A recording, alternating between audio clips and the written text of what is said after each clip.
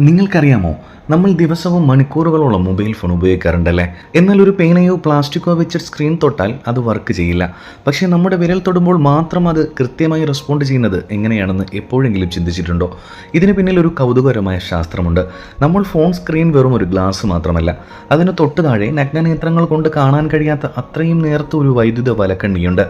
ഇതിലൂടെ എപ്പോഴും ചെറിയൊരു വൈദ്യുത ചാർജ് ഒഴുകിക്കൊണ്ടിരിക്കുന്നുണ്ടാകും. നമുക്കറിയാം, മനുഷ്യ ശരീരത്തിലുടനീളം വളരെ ചെറിയ അളവിൽ വൈദ്യുതി കടന്നു പോകുന്നുണ്ടെന്ന്.